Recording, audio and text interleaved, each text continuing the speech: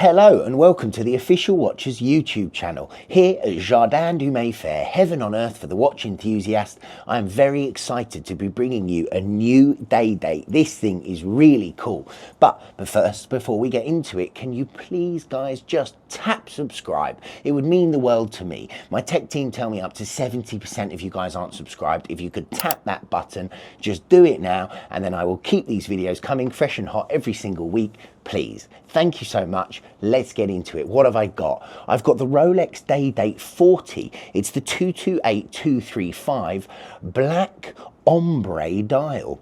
But the nickname is being called the Oscars dial because Rolex actually released this one sneakily at the Oscars Awards. So I think I'm going to have to buy one, but let's find out together. This is one of the 2024 crop of new releases from the Rolex Day-Date 40 range. And even if I do say so myself, it's a very tasty little number, to the point that as more come to market, requests for ombre dials are beginning to outstrip the venerable olive dial as far as fan favourites go. Now, if you watch these videos, you'll probably know that I'm not a massive fan of the olive dial. It's never really blown me away, and I get a lot of hate for that, so you can grill me in the comments if you want. I know it's a fan favourite, but I'm sorry to say I take this every single time.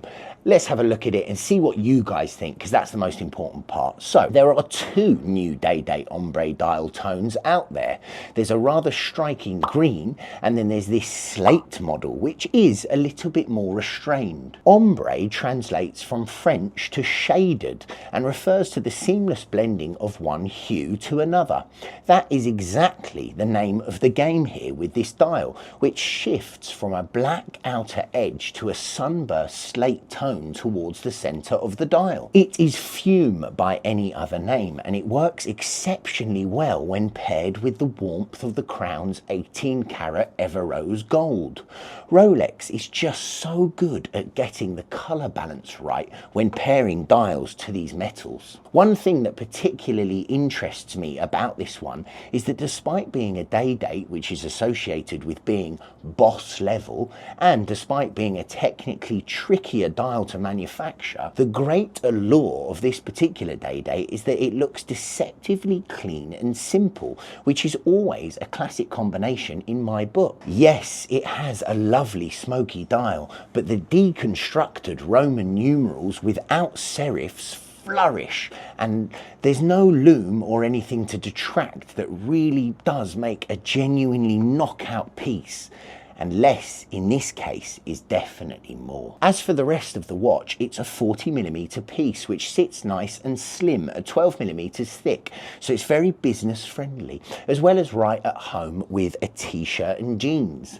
The twin lock crown and 100-meter water resistance presented on the day dates, speciality 3-link president bracelet with a concealed clasp. A point of note on the modern precious metal Rolex bracelets, the infamous stretch is now a thing of the past, as ceramic sleeves are used to prevent wear and tear to the links, so you won't be getting stretchy bracelets on these new models, and I think that is really cool.